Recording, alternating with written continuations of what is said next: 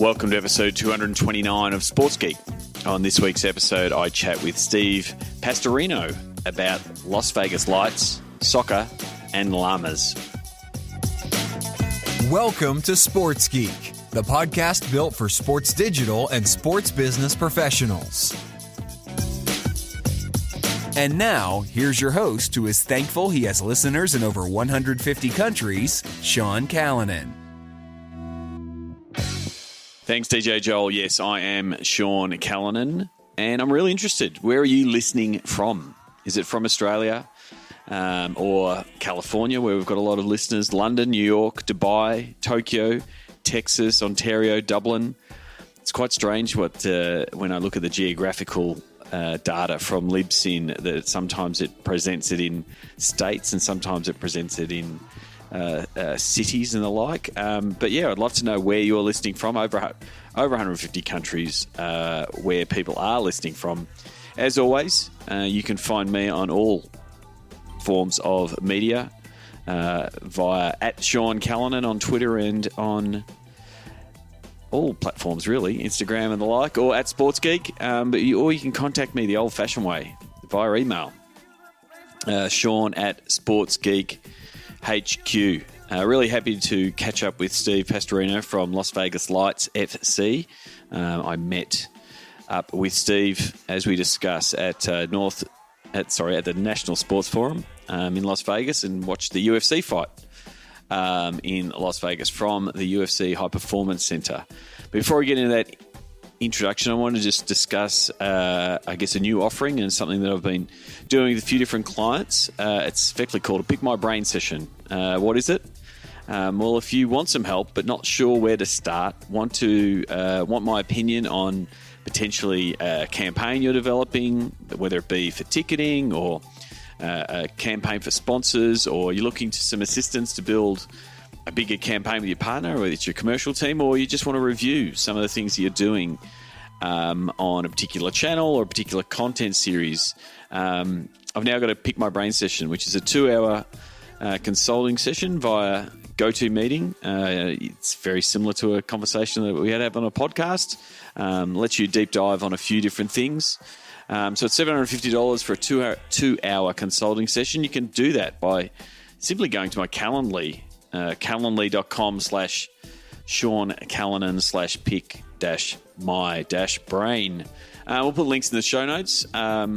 If you're really interested in that, please reach out and ask me some questions about what you might want to tackle. Sean@sportsgeekhq.com. I hope you do enjoy my chat with Steve Pastorino from Las Vegas Lights FC.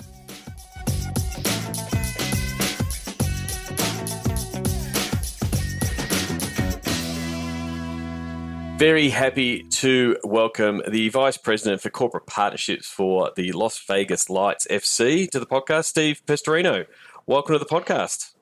Good afternoon or good morning, or we'll just say good day, Sean, from beautiful Las Vegas, Nevada. Well, exactly. You don't know when people are, not to mention the time zone difference for us, but you don't know when people are listening. So that you've qualified everyone who's listening right now, because we don't know what time it is. Just before we get into, I guess, the Las Vegas Lights FC story, do you want to give the listeners a little bit of background of your sports business background, where you got your start and how you sort of found your place where you are now? Sure, I'm happy to. And we just had some visitors from Spain here this week, and they wanted to know how we've had so much success when we barely have a year under our belt. And Yep. I said, you know what? We haven't even won our first 10 games yet. We've only won 8 games in our entire history. So we're a young organization. But I was attracted here to Las Vegas from Major League Baseball. Most recently, I was at the Oakland Athletics in the San Francisco Bay Area, but previously had spent about a decade working in Major League Soccer in Chicago at the Chicago Fire and in Salt Lake City at Real Salt Lake. And believe me, when you put a 34 to 36 game soccer season up against a 162 game Major League Baseball season, Yep. Soccer looks better every day. I was very eager to get back to this sport. My father was a U.S. diplomat. I grew up in 5 different countries growing up. I grew up loving watching and playing soccer when I was away from the U.S., and then being a baseball junkie when I was home in the U.S. There wasn't the established soccer that we have now when I was a kid here in the U.S. So they're my 2 passions, and I've been very fortunate that for a kid who finished high school in Mexico City, Mexico, then went to college in Chicago, Illinois, baseball and soccer have taken me to some pretty amazing places, and most recently Las Vegas, Nevada. And so those roles have been in the sales and marketing and corporate partnerships space? Primarily, I was the first general manager at Real Salt Lake in Major League Soccer, first employee hired, and basically built that franchise from ground up. I also spent 4 years trying to qualify the USA men and women to go to the London Olympics in the sport of team handball, which is much more popular outside of the U.S. than it is in this country. But otherwise, I've loved building teams, building organizations, working with smart people, love the creative side of what we do in sales and marketing, as well as obviously the business side. So you talk there a little bit about your time at Real Salt Lake in that startup mode, and we caught up with Colin Kelly when I was in LA after meeting you in Las Vegas at the National Sports Forum, and he spoke about their initial journey of starting a team. Was that something that drew you to Las Vegas Lights in that startup mode again? Of course, I can claim 3 soccer teams in the U.S. now that I've been on board with from day one: Chicago, Salt Lake, and Las Vegas. In many ways, I thought that Las Vegas was the most interesting of the 3. When we launched Chicago Fire in 1998 in Chicago, the league was so young. The Major League Soccer was very tenuous in its existence, and we really didn't know if it was going to fly. Las Vegas, in contrast, has an incredibly booming market, very multicultural, very diverse, very multi-ethnic, which really appealed to me. And the cost of living was about 40% of the cost of living in the San Francisco Bay Area. And the combination of these things brought me here. I joke that I'm not really a fan of the desert, and I've managed to live in several of them in my life and career. So warm summers are something I've gotten used to. So tell everyone about Las Vegas Lights FC. When did it start? Where does it play? So where's the position in the football landscape in the US? Sure. We're in the 2nd division of professional American soccer, also known as the USL Championship. And this is our 2nd season. We've played 2 games so far in the 2019 season. A year ago, we kicked off in March with a very high-profile Mexican coach, some very high-profile players, including former U.S. national team wonder kid Freddie Adu and former Mexican national team star Joel Huiqui on our team. And the product on the field was a bit of a disaster. Like I said, we only won 8 games out of 34 matches last year, but we struck a chord with the community here, finished in the top 5 in USL in attendance and revenues, tickets, sponsorships, everything.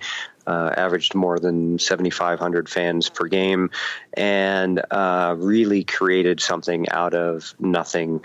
There was this long-held belief that Las Vegas was not a city that was appropriate for professional sports because of the influence of gambling. And first, the National Hockey League team, the Golden Knights, debuted, and then us, and now there's a women's NBA team, the Aces, that have debuted, and the Raiders, of course, are coming to town. And all of a sudden, Las Vegas is booming as a sports town. And what do you think? There's a bit of myth busting involved because everyone saw it as a tourist destination, and how do you get people, and how do you get rusted on fans and season ticket holders and cheeks on the seats? What have you found so far that's been counter to that? How much has it been the local community getting behind the teams, and how have you tapped into that tourist market?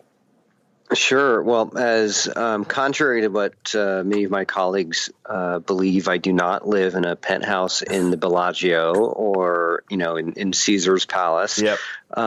We have subdivisions and neighborhoods and communities here, and the lights are hyper-focused on being the team for those of us that live, work, and play here in Las Vegas. 100%, it's a locals play. We don't spend a penny trying to convince somebody on a Saturday night that a lights game is a better alternative than Celine Dion, Cirque du Soleil,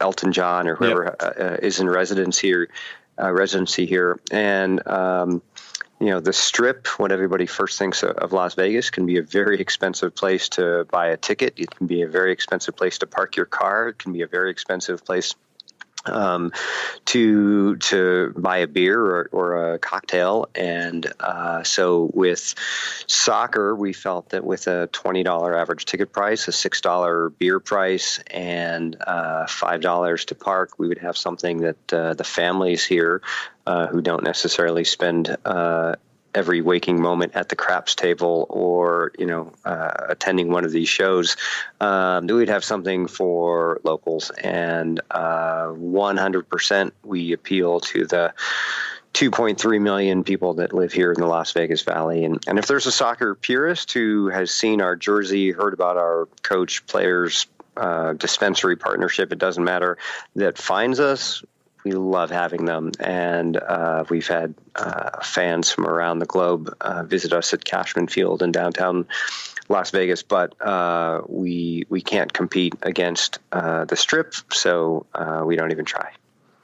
And you did talk about that before, about that Vegas is transforming into a sports town. The Knights, the big success story there, and the Raiders on the way. Do you think there's enough room for everybody to coexist in Las Vegas? Absolutely. The Golden Knights, for all of their success, they have also developed a bit of a reputation that on any given night, 25, 30, 40% of the fan base may be from out of town. Yep. And believe me, if I lived in Edmonton, Canada, and in February the Oilers were going to be playing in Las Vegas, I would take a long weekend and come down here.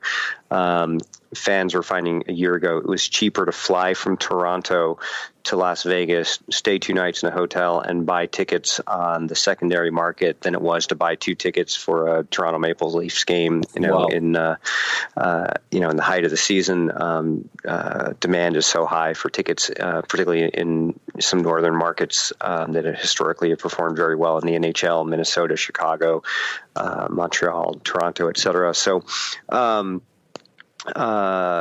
There's plenty of room, and when the Raiders come to town, I think the same is going to apply to every American football fan who wants to see their team play in the latest billion-dollar stadium that happens to be across the street from the Strip in Las Vegas. So, I've firmly held and said, if anyone has asked, and I think the Raiders are going to be a massive success because they only have to sell 10 events a year. Yep. And they will have a 60,000 person building to fill on an average weekend in Las Vegas. Every 4 days, 500,000 tourists or business people come through the airport. Yep. 500,000 people, new people every Wednesday and every Saturday, whatever the days of the week are.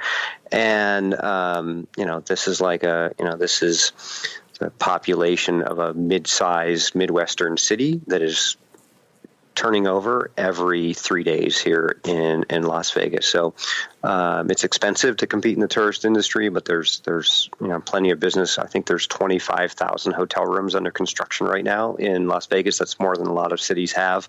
That'll bring the base of hotel rooms in this town to close to 200,000 hotels or hotel rooms. So there's plenty of room. And again, coming back to what we do at the Lights, we're all about the folks that live here and can afford to and choose to bring their family out for entertainment. Soccer being the most popular game in the world makes it very easy to sell the product. And from your role in the corporate partnerships space, you're definitely sort of doubling down on that local engagement, engaging the local community and what you're doing from a corporate partnerships point of view? Yeah, I've loved walking in to visit some regional potential partners and now current partners. And, essentially I said, I bet the Raiders' first pitch had 8 figures. We'll call it $10 million. And the first pitch from the hockey team, I saw it had 7 figures, $1 million. You give us 6 figures, call it $100,000, and we're going to make you kings of the landscape. And, all of our customers, we'll call it 95% of our customers, if you're a retail establishment here in Las Vegas, will be walking into your business. And that's a perfect example where there was plenty of room for everybody. The Raiders are talking to some potential partners at a level that we could never even touch. And then we're also small enough and local enough that we can be far more nimble than they ever might be. So it's been a fascinating 18 months since I arrived here, watching the industry evolve, because nobody had walked around Las Vegas asking for $1 million, nonetheless, $5 to $10 million a year for partnership, and the Raiders suites and the cost of suites in partnership with the Golden Knights just completely rewrote the norm here in Las Vegas. Yeah. And from the other unique part of Las Vegas is, I guess, 2 parts that are very much entwined in the Las Vegas ecosystem. That is gambling and sports betting and cannabis. They're 2 big issues in the sports world in the USA. How do you tackle them in Las Vegas, and how have you looked at both of those at Las Vegas Lights? Sure. Well, I tell people that Las Vegas and the state of Nevada regulates vice really well. There's a system here that works. If you think about what we've gone through in the U.S. With the prohibition and then legalization of alcohol, the prohibition and now the gradual legalization of sports betting, and the same with cannabis. Nevada, if anything, is what you see is what you get. I feel like there's no hypocrisy here. And we've been laying wagers on sporting events for 40, 50 years here. And so for us as a soccer team a year ago, before the Supreme Court had even made their ruling to embrace William Hill as our partner and to offer odds on our own games, in our own stadium, over our PA system, on our radio broadcast, on our television broadcast, is really just sort of business as usual in this community. People thought it was just crazy, but our league gave us some leeway to embrace sort of the cultural norm here. It's interesting. I feel like I'm less interested in the NCAA March Madness because a cute office pool is one thing, but any of us living here can go bet on anything from 10,000 to 1 to the biggest favorite in the world. 3 quarters into a basketball game, we can go bet on the favorite who's winning by 25 points. So that one's very interesting. And then cannabis, Nevada was not the first state to regulate or to legalize recreational marijuana. Oregon and Washington and Colorado have sort of provided the path. I believe that Nevada was very smart about how they did it, how they issued the licenses, how they're regulating it. And so same thing when we approached a dispensary about doing some promotion with us. We knew full well that the state law says there can be no promotion of a dispensary inside a sports or entertainment venue. It's black and white. There's no two ways about it. So, of course, we said, well, what's the gray area? Our dispensary partner, their name is NUWU, N-U-W-U. That is an old word in the Paiute language. And so we said, we're just going to promote NUWU. We're not going to say dispensary. It's not going to be green. It's not going to have a cannabis leaf. It's just going to say NUWU. And who's really to say what it is? My son, who doesn't speak Paiute and, doesn't, frequent dispensary, is just going to say, it says NUWU on the sign. So we were a little cute with that, and we've since changed it. But our owner believes in, I'll just say, a normalization. We're not going backwards on recreational marijuana. It's going to stay, legal here in Nevada as far as we can see. So, we wanted to be first.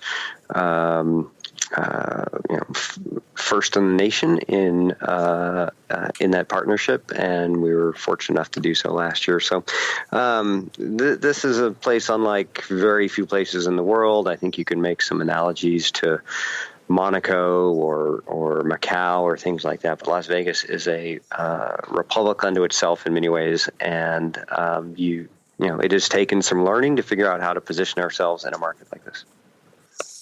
And the sports. I mean, you're again being in Vegas, and like you said, sports betting's normalised. Like, I'm here in Australia, and we can bet on everything, and it's and have for a long time. So the whole country can bet, and it's been. What's your take on watching the spread of sports betting, and as the different states bring it on board, and sports betting and sponsorship and those kind of things sort of changing the landscape a little bit of the sports business scene in the US? What's your take on, I guess, how that's being adopted and how teams and leagues are adjusting to that as it grows from state to state? In some ways, it might as well be 1849 in California. There's a gold rush going on, and there will be prospectors that get eaten by the grizzly bears. And there will be millionaires and billionaires that are made in the process. I think the fact that 50 states plus the District of Columbia have 51 different approaches to sports betting makes it especially volatile a time. And, I think we're seeing that in Pennsylvania with their taxation rates. It's so much easier to hop in the car and drive to New Jersey and not pay a tremendous amount of tax on your winnings. That maybe Pennsylvania has to decide what are they going to do to not lose all that revenue. There will be states that will lose a lot of money, I think, on sports betting, and if not states, certainly some of the operators of sports books. And because if the laws are different across the state line, what's to stop a casual or a professional bettor from basically seeking the best odds? And I think it's going to fundamentally change the way that some fans relate to their teams. I won't say that I necessarily love the direction where it's going. I think it's Pandora's box. And, if there's anything about living in Las Vegas, hopefully anyone who moves here comes in wide-eyed and, eyes wide open that you can get yourself in a lot of trouble really quickly in a place like this.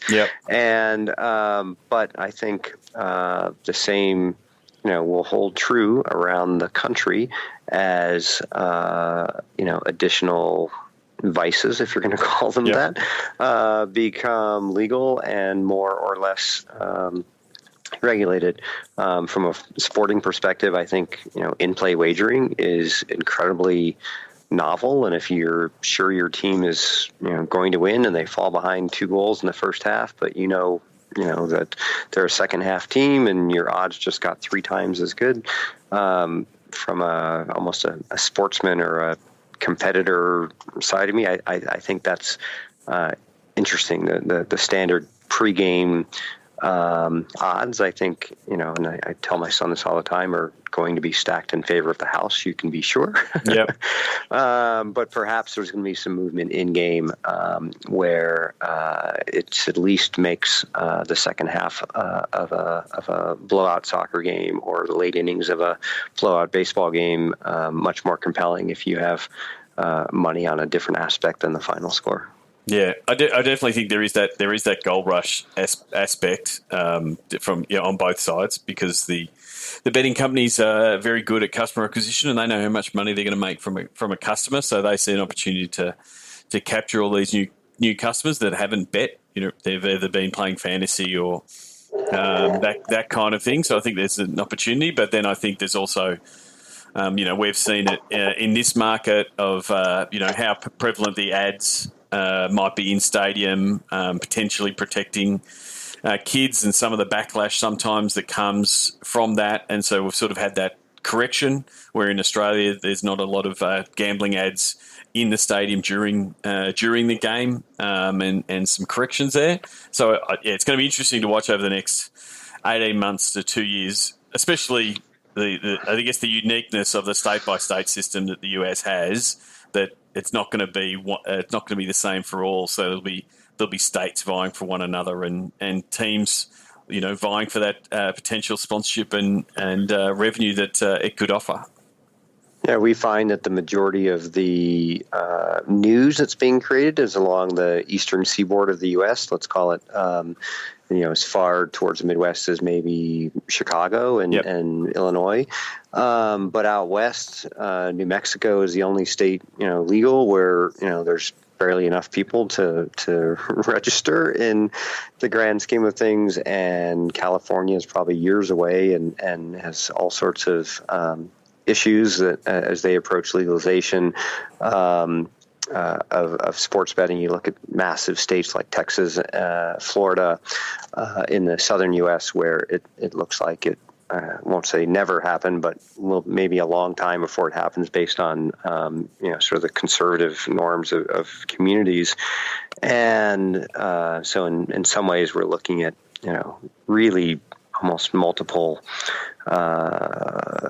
almost like multiple countries and their approach to it, because there's so much diversity across the U.S. Definitely. Back to the Las Vegas Lights. What would people expect at a Lights FC game? So if you don't go to a soccer game expecting to get your selfie taken with llamas, then you're clearly missing out. Okay. Dottie and Dalai Lama are the unofficial mascots of Zappos.com, our jersey partner, and they are in our pregame tailgate for 2 hours every night. And it's the must-do Instagrammable moment at a Lights game is to get your pictures taken with the llamas. And just the fact that we have a 2-hour pregame tailgate with beer garden, food trucks, all sorts of kids and activities and sponsor activations. We encourage our fans to come early. Just this year, we've started a post-game party in our club restaurant that this past Saturday night had hundreds upon hundreds of people stay for 2.5 hours after the game had ended. We reopened the taps and the food service, and Coach Eric Winalda did his post-game comments, not just in the hallway for the media, but for all of our fans in the middle of a post-game party, if you will, and all of our players will come each game and sign some autographs and visit with the fans. We're hoping that the soccer game can be as much as a 6-hour experience now for fans, from 5:30 when the tailgate opens to 11:30 or midnight after the game ends. We have 3 DJs that we employ every game.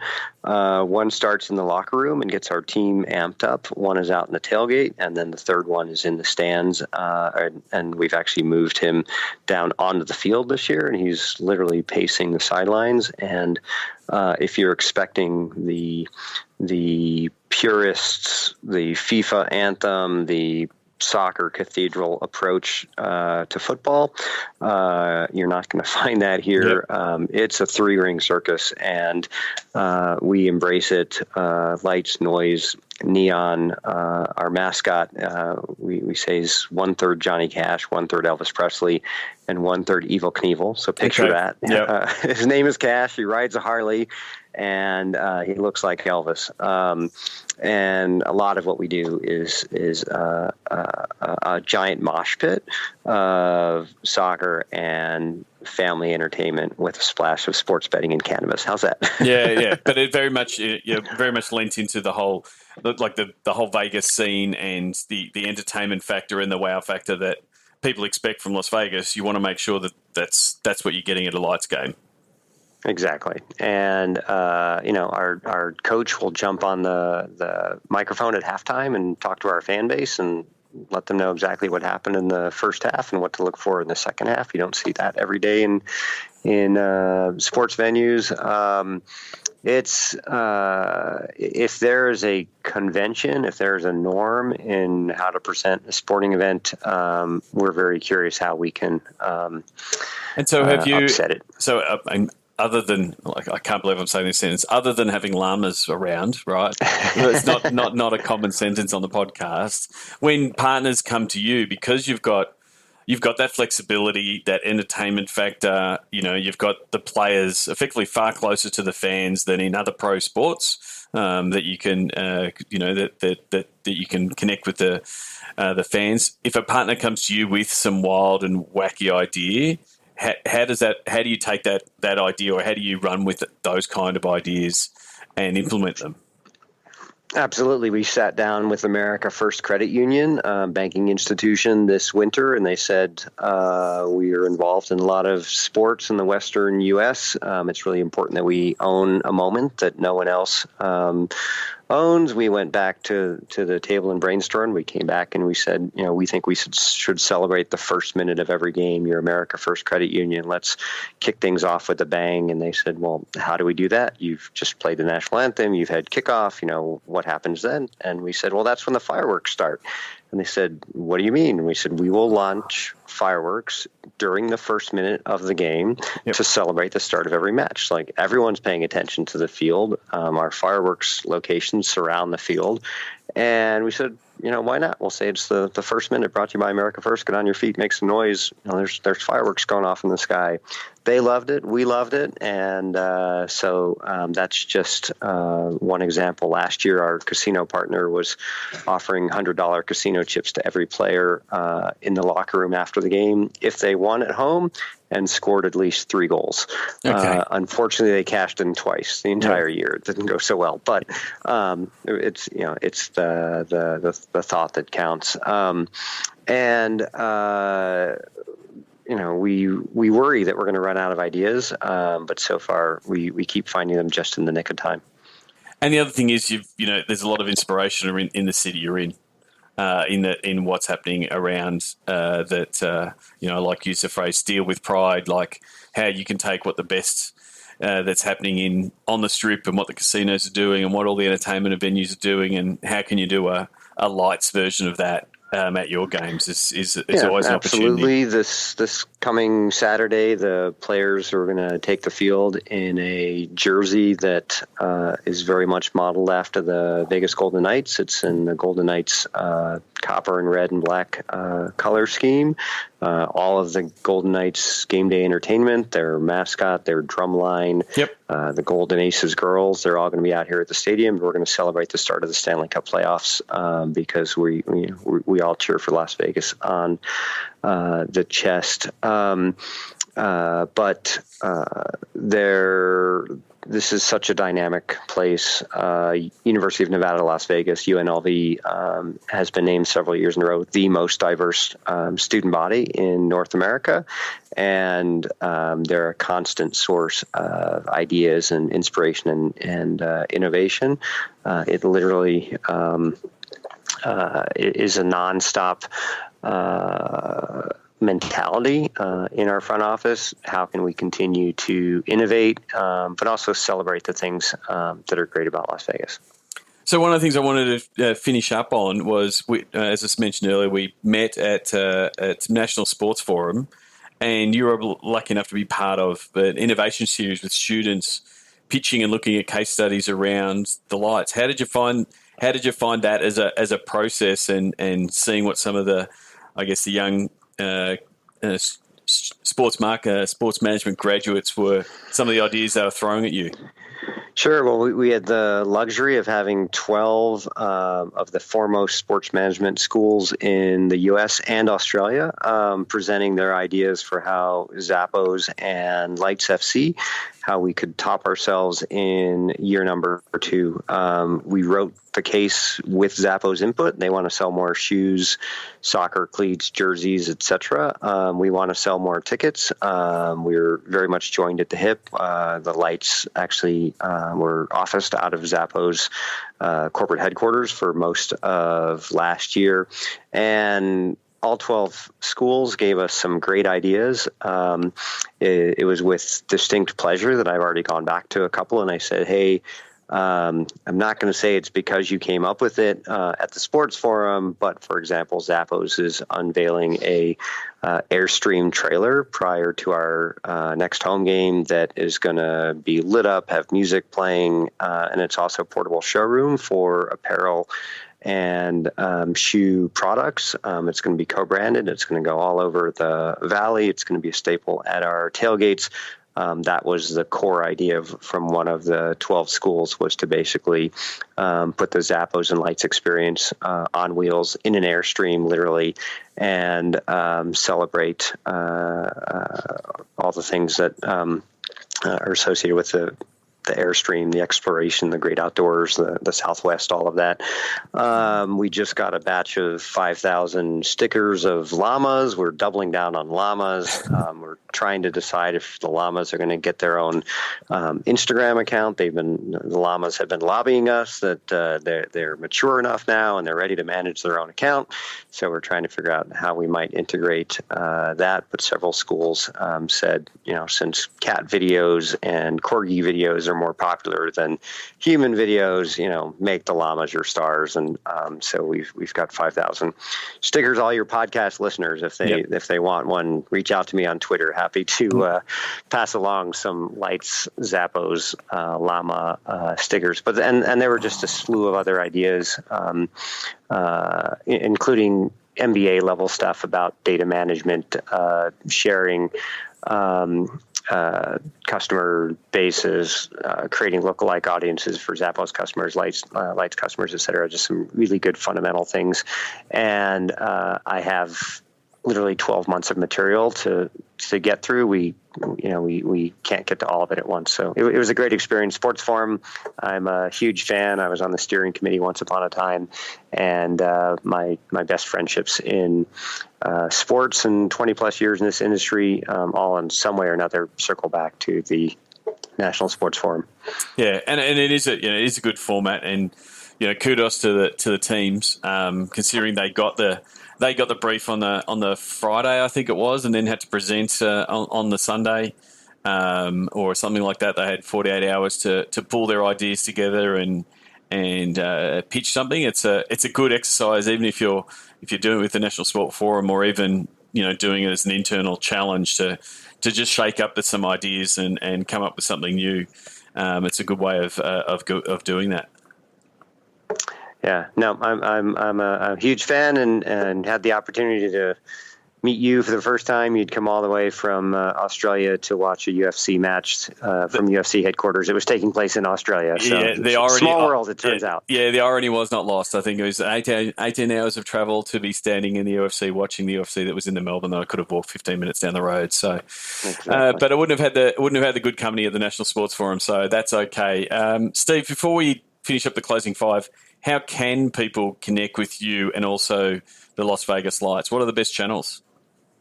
LV Lights FC or Lights FC. You can find us on all of the social media channels. I'm Steve Pastorino, and I'm available on Twitter and Facebook. I don't actively use my Instagram account, but I love Twitter. And Las Vegas Lights, or LV Lights, lightsfc.com is the easiest place to start with us online. All right. Well, I'll have those links to Steve, both Twitter and LinkedIn, and you can connect with him. But getting into the Sports Geek Closing 5, do you remember the first sports event you attended? So, two come to mind. And neither is the first sporting event I attended because I was taken to games when I was very, very young, and I took my own son to his first sporting event at Salt Lake when he was 9 days old. Yep. But I remember walking up and down the ramps at Old Memorial Stadium in Baltimore, Maryland, to attend a Baltimore Orioles game, and you would come out of the vomitory after you've been going up these ramps and on the concrete concourse, and you come out and you just look down and you see the beautiful expanse of green and the outfield wall and the scoreboard. I can picture it clearly as if it were yesterday. A number of Baltimore Orioles games, but also my family moved to Lisbon, Portugal when I was going into first grade, and I remember going to see Estoril Praia, which has spent most of its history in the second division. Okay. During 2 of the 3 years we lived in Lisbon, Estoril Praia was in the first division, and I saw them play Benfica and Sporting and these amazing Portuguese clubs in the little 10,000-seat stadium that's probably smaller than Cashman Field where I'm sitting at right now. And you would have been to a few sports events in your time over the years. Do you have a favourite food memory, or is there any crazy food that gets served at Lights games? No, we're about to overhaul our concessions operation with a new lease literally in the next month or two. Right now it's pretty standard, but I'll go for a ballpark sausage. Could be Polish, could be Italian, could be a bratwurst with any kind of onions, peppers, sauerkraut, condiments. I like the loaded up sausage. The best to this day I've ever had was in Old Tiger Stadium in Detroit, Michigan. Okay. And with all the fixins, as they would say. Yes, absolutely. What's the first app you open in the morning? I'm pretty much a Twitter guy for my news sources. The email tries to pop in and notify me first, but I'll say it's Twitter and email. Yep. And is there anyone that you follow, whether it's someone on Twitter or maybe an author that you suggest the podcast listeners should follow, and why? Well, I'm sure everyone listens or follows Darren Ravel. We had the good fortune to go to the same university, and I think he's incredibly good at what he does. I think what the folks at Front Office Sport have built in the year or two that they've been in business is very compelling. I'm a baseball fan and a soccer fan, so I've got some of my favorite writers, Grant Wall on the soccer side, and various on the baseball side. But I love Twitter as just a news aggregation site, and I can get my headlines that way. Though I do still have a newspaper that I get on the front doorstep at home and like to read. Yeah. Darren Ravel moving from ESPN to Athlete Network, is that right? And moving into Action Network, sorry. And sort of moving into that sports gambling and more reporting of that space and how that's developing. Sort of is a bit of a point to the conversation we had earlier and how it's becoming a growing conversation piece. Absolutely. And lastly, what social media platform is your MVP, and potentially what's the platform that seems to be working the best for the Lights? So Twitter is my go-to. There's a much higher prevalence in the Hispanic community to engage on Facebook. So Facebook is an important medium for us at the Lights. In that space, are you doing a lot of stuff multilingual to engage a different audience? Not as much. Ironically, we're in Spanish on Twitter. We're not in Spanish. We have a Spanish channel on Twitter. We don't have a Spanish page in Facebook. But we're not afraid to drop in a little Spanish here and there and broadcast every game on the radio in Spanish. And I've been toying with the idea of a bilingual television broadcast where we just kind of go back and forth between English and Spanish, and maybe we'll explain a few things if you don't speak the other language. I'm amazed how much Spanish I hear on the field amongst our players when maybe half of them are Hispanic. Last year it was 80%, and you could understand it. But we have our African players talking to our European players, talking to our U.S.-born players, and they're all talking in Spanish, and it just amazes me. Well, you should check out, and I'll send you the details of Spork, which allows you to do multiple audio commentary on the same video commentary, and so it very much works well with multilingual broadcasts. So effectively in the digital space, you just click a switch and swap broadcasts and swap audio tracks effectively. Perfect. Yeah, I'll look out for it. Well, thank you very much for coming on the podcast. Hopefully next time I'm in Las Vegas, I'll be able to get to a Lights game. But really appreciate you coming on. You have a neon carpet ready to be rolled out for you when you arrive. It is one of the wondrous things about Las Vegas is that everybody comes through Las Vegas. I thought it was great to see a lot of business acquaintances come through the San Francisco Bay Area, but it feels like virtually everyone in the sports industry in the U.S. and in the marketing and sales area in the U.S. Has at least one, if not two, trade events per year in Las Vegas. So I enjoy catching up with lots of folks. Please come on out next time you're here, and we'll rev up Cashman Field for you. We'll save your spot with the llama selfies. I look forward to it. Thanks a lot, Steve. All right, thank you. New workshops on audience, content, distribution, valuation, and pitch following Sports Geek's Digital to Dollars process. Go to digitaltodollars.com.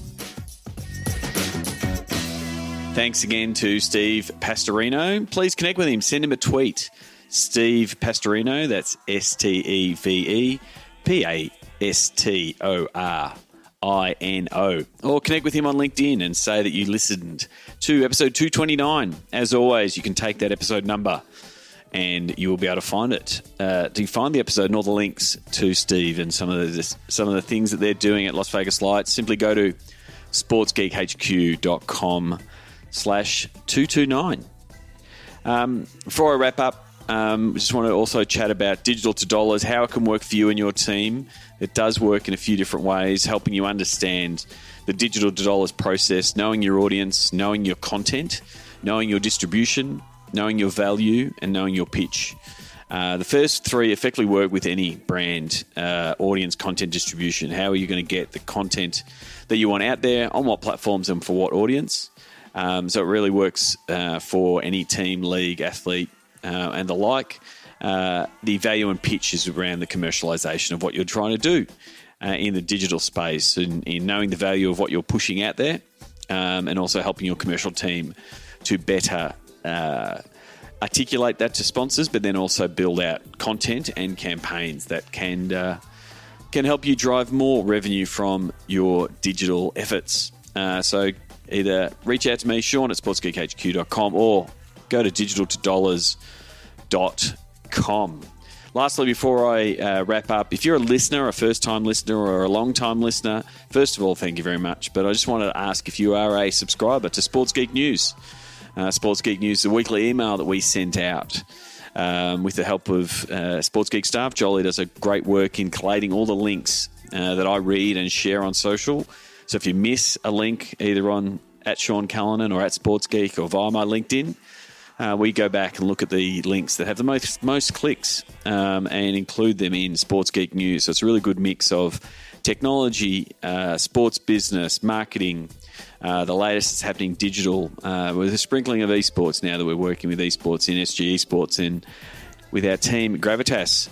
So you'll get that. You'll also get an update on what the latest podcast is, whether it's like this one with Steve Pastorino or previous ones with people like Kevin Bain, and the like. And if you're a subscriber already, thank you very much. If you are a subscriber and you get it and you read it every week, can you do me a favor this week? Send it on to someone. Pass it on. Just forward it. Tell them it's something that you read and they might want to also subscribe. To subscribe, you can just send someone to sportsgeekhq.com/SG SGN to sign up. Until next episode, my name is Sean Cullinan, and you've been listening to Sports Geek.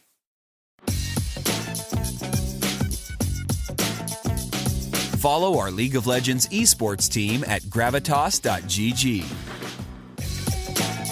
For more resources, go to sportsgeekhq.com. Looking for new campaign ideas to drive new and fresh data and leads? Contact Sean to find out how SportsGeek can help you drive fans into your stadium. It's all about the cheeks in the seats.